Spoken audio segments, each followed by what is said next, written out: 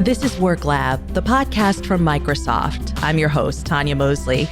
On Work Lab, we hear from leading thinkers on the future of work. Economists, technologists, researchers. They all share surprising data and explore the trends transforming the way we work. You have to create a purpose. This idea of purpose is extremely critical in getting people to come back to the office.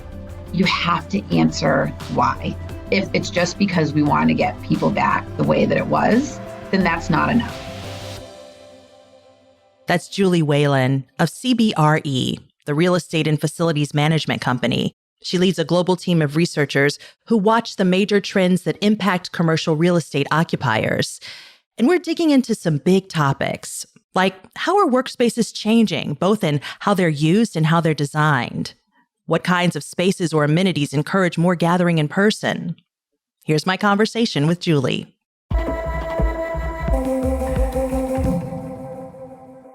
Julie Whalen, welcome. Thank you, Tanya. Thanks for having me. What a job you have. You're constantly talking to companies globally about the changes to workplace needs and behaviors, and really how those changes impact what we call the office. What are you hearing from leaders today? What are they most concerned about? If you had talked to me even a year ago, I would have said that companies were really just focused on starting the return to office.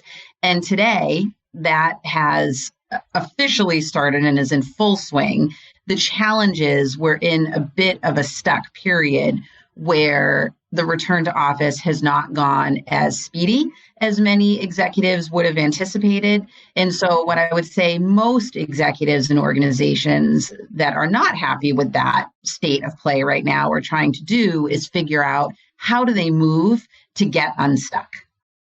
Is there a distinction in what you're seeing geographically, or is this global? Globally, certainly, there are different distinctions across the world. And even here in the US, there are different distinctions.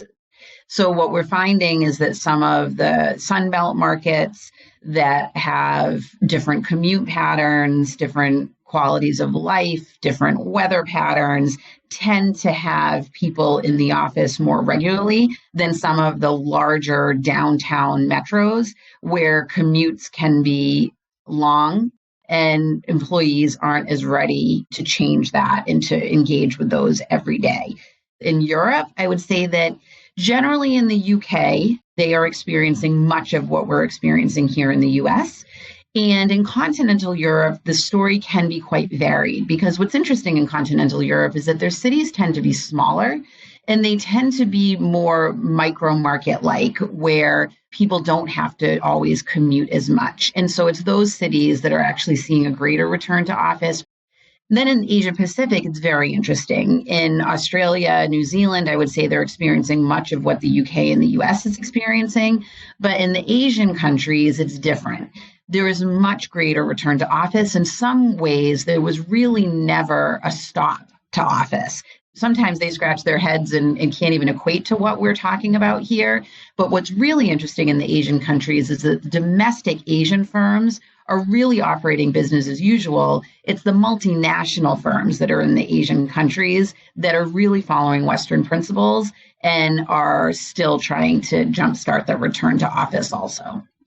I've also heard you say in real estate, change really happens slowly. So in theory, your job in particular until recently had been forecasting sort of with the long tail, so to speak. And then the world changed, of course, over the last few years.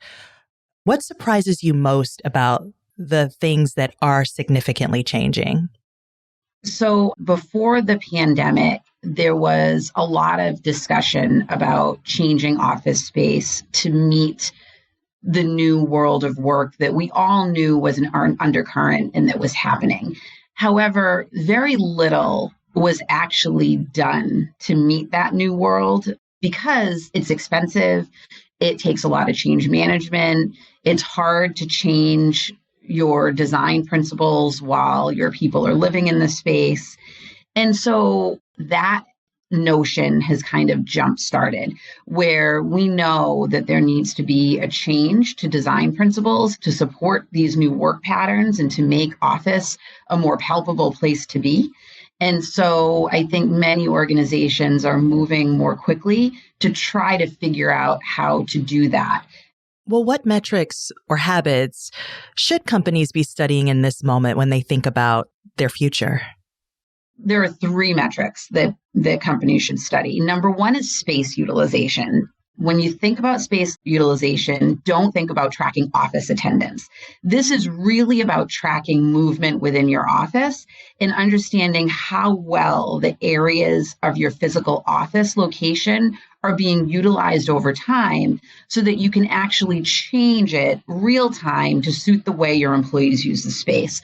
I was just in Atlanta the other day, and I was in one of our new Workplace 360 offices, and they were showing me some of their space utilization sensor tracking technology. And there were certain space types that they had put into this office that they actually weren't sure were going to get utilized a lot. And they can tell by their space utilization sensor tracking that actually they were being utilized a lot. And so it was worthwhile to not only keep that space in that particular build, but in the other builds that they do down the line, think about putting those in because they're so popular.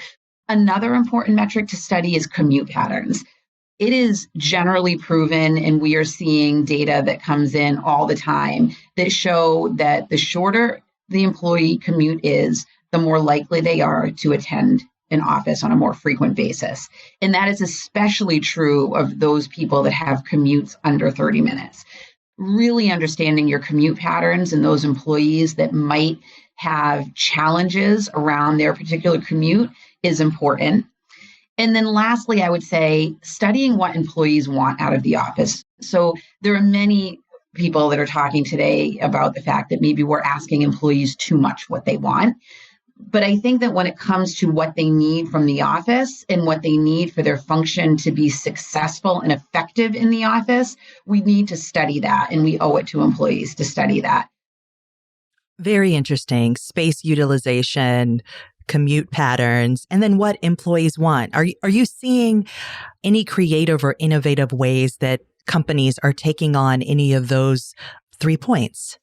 Well, we are seeing team-based or even event-based space for those organizations that are actually more flexible than your normal organization. So we're seeing that a lot of organizations want their people to come in 3 days a week, which means that they're not going to be able to have completely team-based space because people are still going to need space to focus and to have privacy. But the less often you come in, the notion is that the more deliberate need you're going to have to actually meet together when you do come in. So creating space that's even more collaborative and hospitable in terms of services that are within that space that meet those meeting needs are really important in this quote unquote team-based or event-based space. And then lastly, I would say the innovative use of office space that we're seeing is flexible office space. So when I say that, I don't necessarily mean flexible in terms of design that can be fungible, although that's also something. But I really mean flexible office space like co-working, which we have seen in the past. And co-working is what we can use to describe the type of space that I'm talking about. But the reality is there are so many different uses than just co-working. And I think that what we're specifically seeing now is a lot of flexible office space that's popping up in suburban areas outside of cities to suit the needs of people that might not want to engage in a long commute, but that do want to get out of their home to go to a distraction-free environment that gives them that boundary between work and home. Some of the things that you're saying here sounds like it offers people choice. And we've also talked quite a bit about office work on this show as it relates to what people want from the office when they're there. We've learned from the Microsoft Work Trend Index that overwhelmingly people come into the office to see and interact with other people. Over 8 in 10 people would be interested in actually coming back to socialize or rebuild team bonds. I'm wondering, what does CBRE research show about the office as a place where people can build and rebuild those relationships? Our workplace strategy lead, Lenny Bedoin, often says that the greatest amenity that the office can provide is other people. And I wholeheartedly agree with that. And we've all heard colleagues that say, gee, I went into the office and I just ended up sitting on video conferencing all day. That is not something that anybody needs to do with their commute time to go in and not feel that they're being effective or productive when they're in the office. there needs to be a better purpose of coming into the office. And that purpose might be seeing teammates, or it might be for others getting access to quiet space. It might be getting access to the technology that makes you even more effective, or it might be a combination of those things. But really figuring out what that purpose is really important. How does workplace design fit into the desire for employees to go back into the workplace? Workplace design matters. What we are finding is that it is not necessarily always about the design at first. The very first things are commute, the quality of the location that their office is in, and then, of course, the purpose of why they have to go to the office. And then, yes, it is absolutely the office space itself. Once people have a reason to go there, they will make them happy when they're there. They will make them engaged when they are there. And they will probably help to build the desire for them to want to be there again in the future. But it is certainly not the thing that is going to initially make people get up and out into the office. Noted. What's interesting about what you're saying here is that sometimes there's a lot of emphasis on the particular office space. Open offices, we talk about those types of concepts, other types of designs, more window space. But you're saying essentially, employees will make the space a better place if they have a reason to actually be there. Correct. The purpose cannot be underestimated. Let's talk a little bit about technological interventions. Microsoft just introduced a new hybrid work app called Microsoft Places to help everyone understand who will be in the office and when they'll be there, where people are sitting, and what meeting rooms to attend in person. You touched a little bit about maximizing space. How else will technology help guide people on when and why to come in? Yes, that is the magic equation. And I do believe that technology is going to advance very quickly. You know, I'm very impressed with my daily interactions with the Microsoft nudges that I get. And as AI gets more sophisticated, it's going to open up opportunities for employees to better plan their time in these central locations. And a good example is just this morning. I came into the Boston office, which I don't always do. And on my way in, I texted a woman that works here, and she then let me know that somebody who's a colleague of mine from Philadelphia was going to be here. Now, there is a way that technology could have connected that, and that is going to come very soon. What grounding piece of advice do you have for office managers as they navigate all of this and wanting to build robust teams and having them work together in person? You have to answer the question, why? If it's just because we want to get people back the way that it was, then that's not enough. You have to create a purpose. This idea of purpose is extremely critical in getting people to come back to the office, because the office of the 20th century was built on purpose. It was built on needing to go in because you had people there that would dictate your work. You would have the other people there that you worked with because you weren't having multinational companies that were working across boundaries. You had desktop computers, you had files, you had fax machines, you had servers, you had all the tools that were the necessity of being in that office. The necessity of the 21st century is not the physical office environment. It's the digital infrastructure that backs up your work. We have to create what that new necessity is and what that new purpose is. In this time where we're really starting to discover and understand how to verbalize what that purpose is, there are ways that we can train managers to change behaviors in the organization. And I think it's things as simple as, what are the consistent in-person team meeting times that we are going to have, that we're expected to come together? And let's build social activities like lunches or team building around those meetings. Let's make sure, as I said, that everybody is updating their status on messaging platforms. Let's set expectations around new norms and behaviors, and let's lead by example. And so at the end of the day, that's the grounding message. What is your why, and how are you going to make sure that that why infiltrates its way across the organization? What you're saying here is that managers need a new way of thinking of their role as managers. Yes, and that's the tricky part. Because the world is, from this perspective, or it's turning more into knowledge workers, the traditional way of managing through seeing headcount and seeing people at their desks is no longer valid. Just because people were at their desks and you could see them as a manager before didn't necessarily mean that they were being effective at what they were doing. And so this idea of setting clear goals, giving people the drive to want to go accomplish those goals in an autonomous manner, but then keeping that feedback loop open to give constructive criticism on how those goals are being delivered is ultimately the way forward. Help us envision what the office might look like a decade from now. A decade from now, I hope the office isn't even called an office anymore. I want to work to come up with a new name.